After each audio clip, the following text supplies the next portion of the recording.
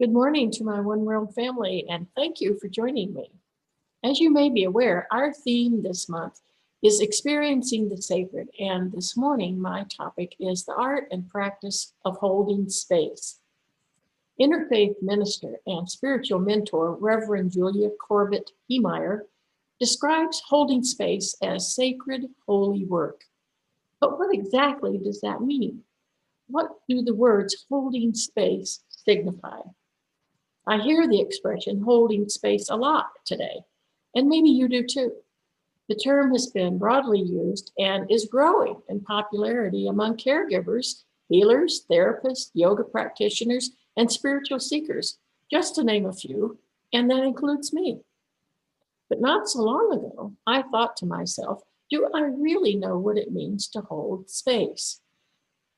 So those of you who know me may also know that then I had to go and look it up. And when I found out what it meant, I knew I had to share what I learned with you. And so here we are today. Put simply, holding space describes the act of being there for another person or group of people.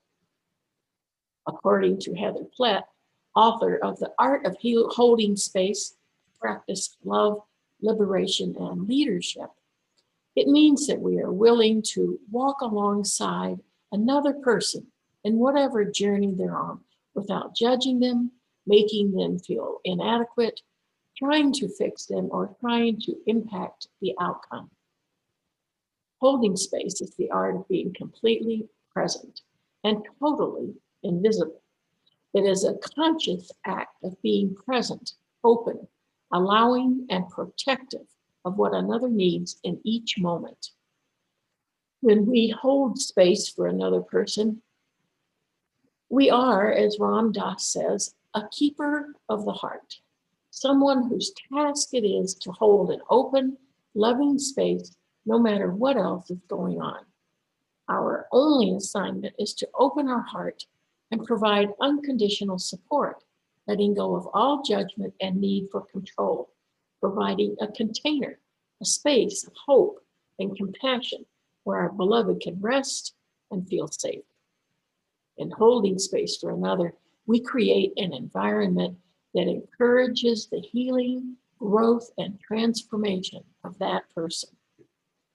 Holding space is an impartial practice. In the moment when we are holding another's fears, suffering, or grief, personal opinions are irrelevant. In many cases, being there is enough. Simply being a loving presence often can bring about a deep sense of relief that eases the pain of another. We are the witness. Our perspective isn't the one that's important. Holding space is not something that's exclusive to facilitators, coaches, ministers, caregivers.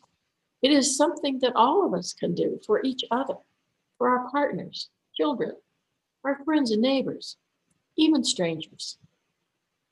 So, how do we hold space?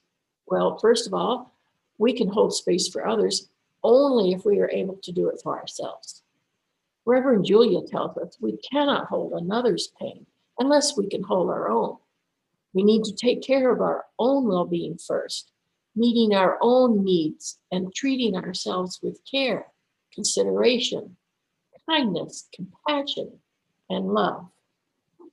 This means we accept our own imperfections, know how and when to say no, and maintain healthy boundaries. And we know when to ask for support for ourselves. Oftentimes, we can hold space for someone else while another holds space for us.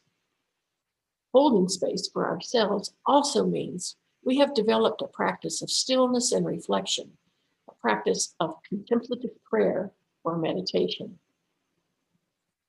Chris Corrigan, open space facilitator and student of the Tao, offers this interpretation of verse 10 of the Tao with regard to how to prepare to be a keeper of the heart.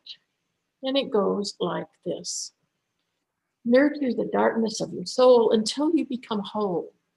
Can you do this and not fail? Can you focus your life breath until you become as supple as a newborn child. While you cleanse your inner vision, will you be found without fault? Can you love people and lead them without forcing your will on them? When heaven gives and takes away, can you be content with the outcome? When you understand all things, can you step back from your own understanding? Giving birth and nourishing, creating without possessing, expecting nothing in return. To grow, yet not to control. This is the mysterious virtue. One great way of holding space for ourselves is through mindfulness meditation. With consistent practice, we can gradually achieve a fully mindful and present state. We can learn to tune into the rhythm of our thoughts and practice letting go of judgments and expectations a little at the time.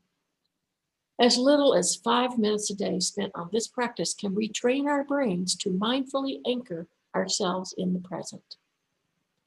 Being fully present is also how we hold space for others. Once we find stillness within ourselves, we can offer this gift to others. As we hold space for them, we provide an environment where in turn they can be present and rest in their own stillness. In the practice of holding space, it is not selfish to focus on ourselves first.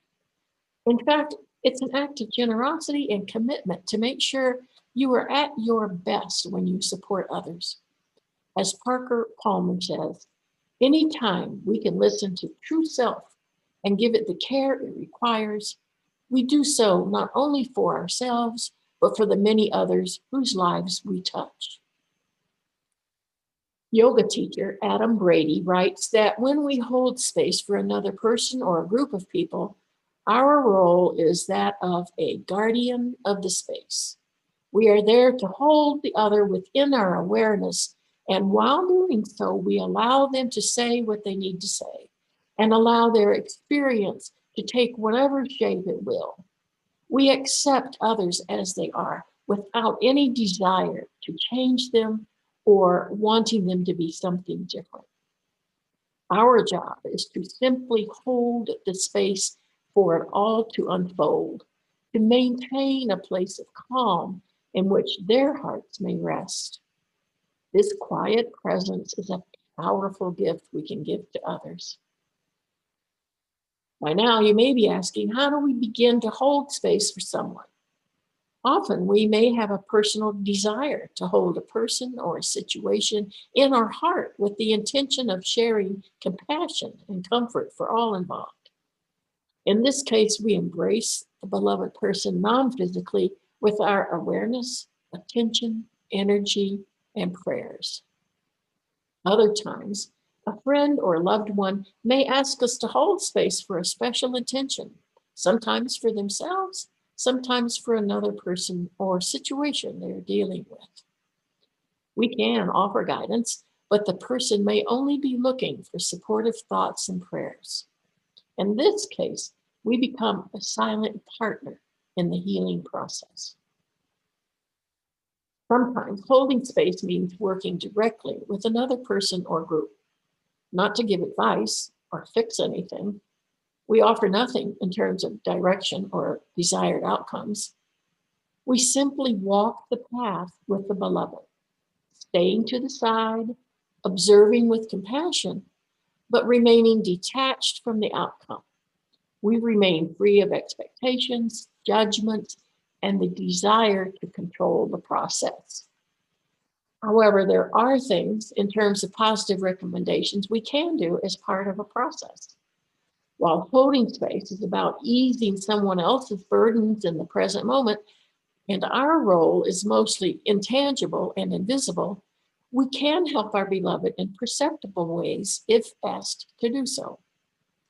Heather Plett, the facilitator I mentioned earlier, gives us 8 points of guidance based on lessons she learned from those who held space for her during her mother's final days. First, she writes, give people permission to trust their own intuition and wisdom. Often we intuitively know what needs to be done in a difficult situation. Yet when holding space for another, let their intuition and wisdom guide them through their process. Second point, give people only as much information as they can handle. Do not overwhelm them with more than they can process in this confusing time, causing them to feel incompetent and worthless. And number three, don't take their power away. When we take decision-making power out of our beloved's hands, it can leave them feeling useless and hopeless. As someone holding space, our job is not to take over, but rather to offer support and help the beloveds feel empowered in making the decisions that are best for them. In almost every case, people need the autonomy to make their own choices, even our children. So never try to direct or control the process.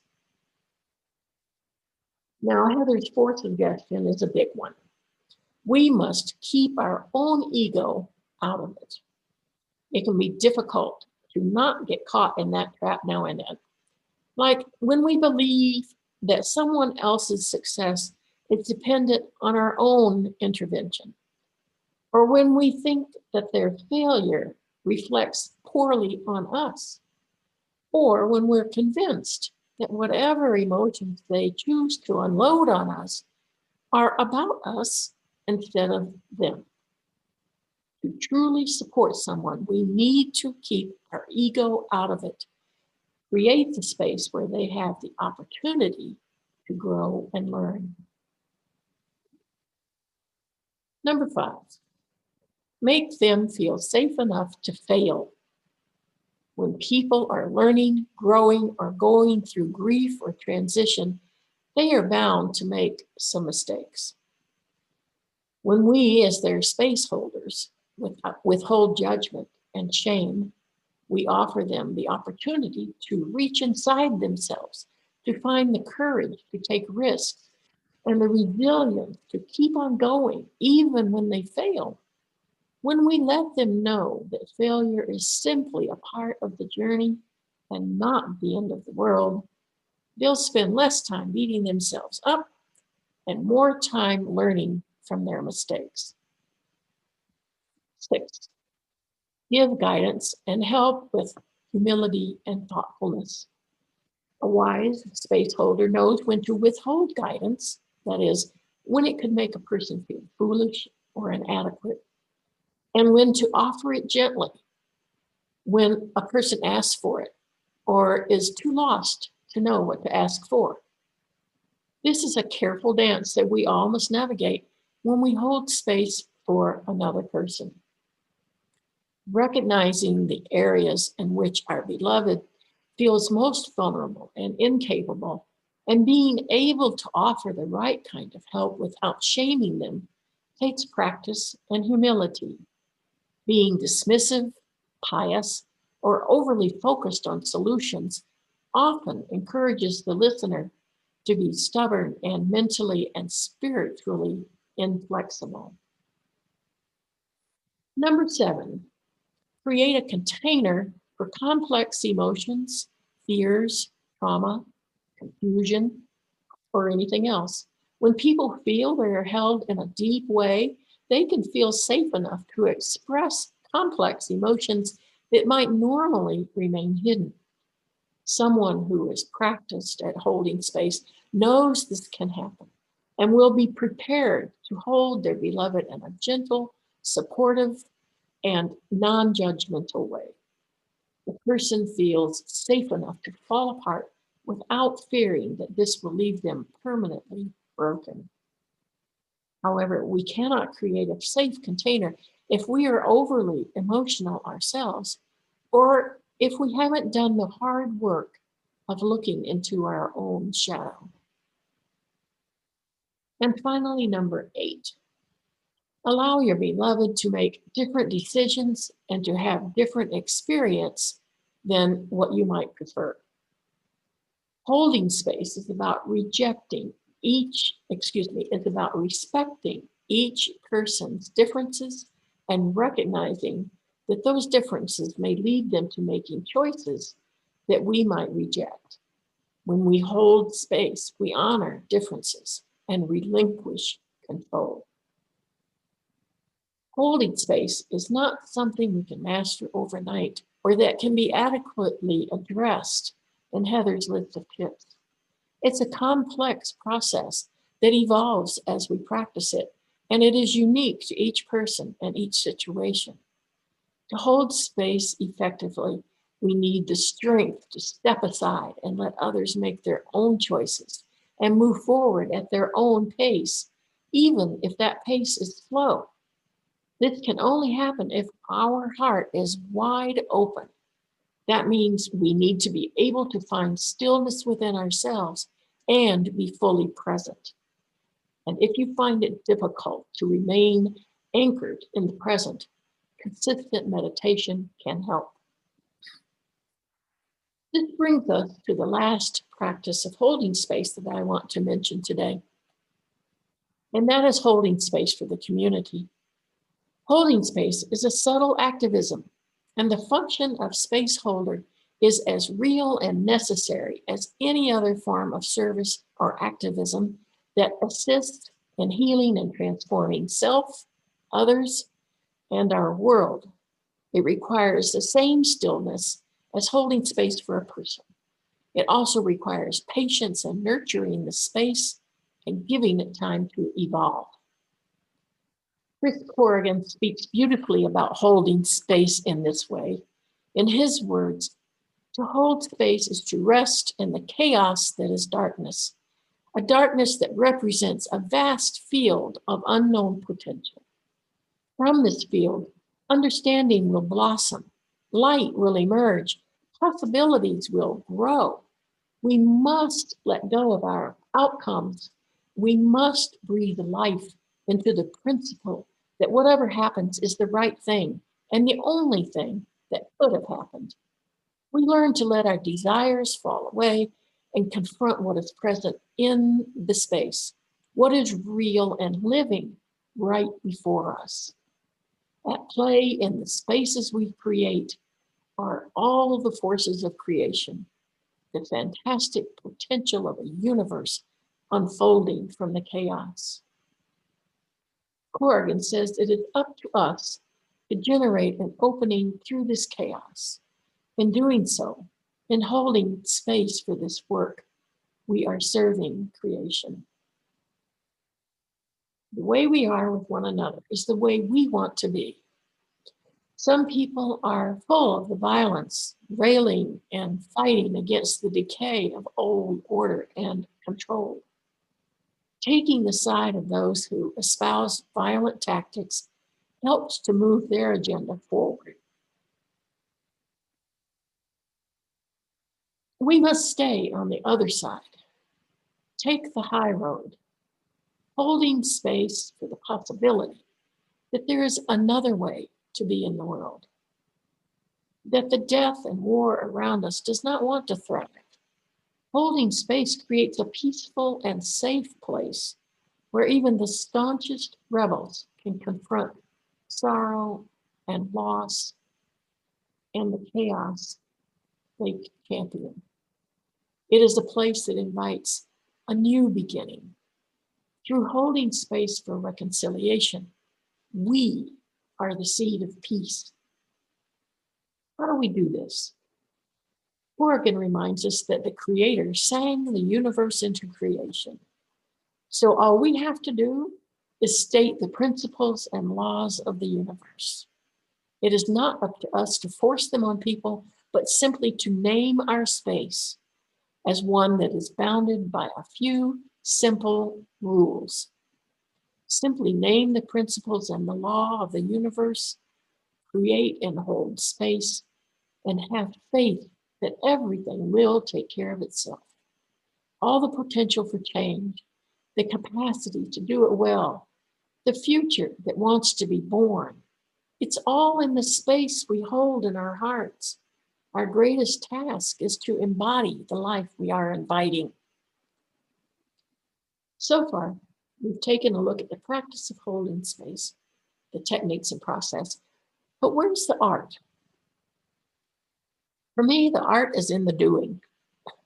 Just as when water flows around every obstacle and eventually moves them all, when we simply stand in the midst of sorrow, confusion, grief, whether our own or another's, and exercise serenity, we flow with the power of the water.